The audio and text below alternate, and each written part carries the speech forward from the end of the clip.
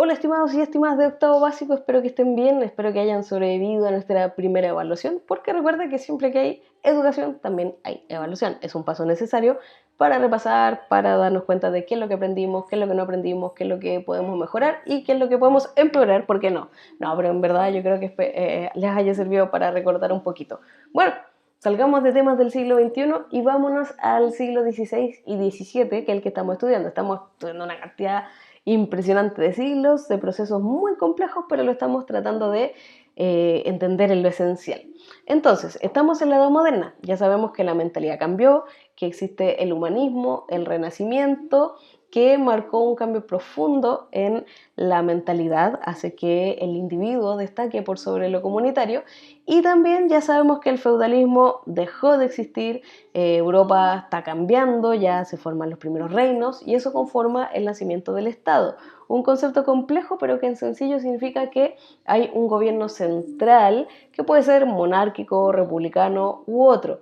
Una cosa que quizás puede que no haya quedado muy claro es que algunos exfeudos, uniéndose, forman la monarquía, es decir, un estado que es gobernado por un monarca que viene de la palabra monos, arge, el uno solo en el poder, sencillo, eso significa monarca o rey, que es la palabra que más se usa. Entonces, este grupo de exfeudos deciden unirse y deciden nombrar un rey.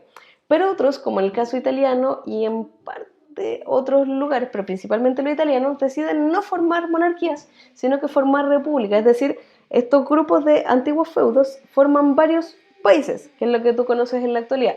¿Por qué? Porque en Italia eran ciudades comerciales, entonces no les convenía tanto tener un solo rey porque le iba a cobrar más impuestos, era más complicado la organización política, económica, entonces ellos deciden hacer estas unidades más pequeñas, la famosa República Italiana, que después, muy después va a ser como el sistema que va a estar más en boga, o de moda, por así decirlo. ¿Ya? Entonces, eso es un poco la transformación política. Surge esto que se llama el Estado moderno, que en el fondo es esta organización política que va a reconocer un territorio, van a haber personas que van a trabajar para gobernarlo, para administrarlo, esa es la famosa burocracia, y va a tener un sistema de defensa, que de ahí donde surgen los primeros ejércitos profesionales, y va a tener entonces un líder a cargo que la mayoría de los países, de los estados, va a optar entonces por una monarquía.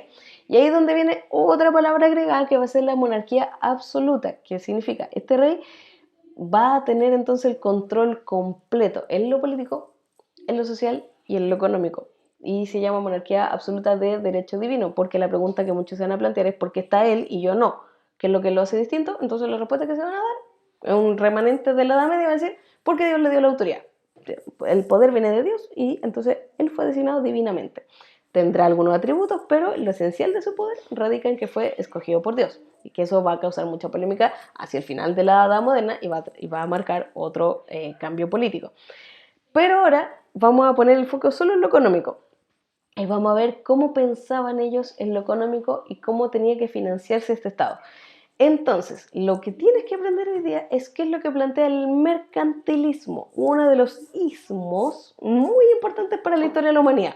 No te lo voy a decir yo, sino que tienes que averiguarlo en los recursos y en las actividades, pero el mercantilismo plantea que la riqueza de un Estado o de una nación está determinada por cierta cosa.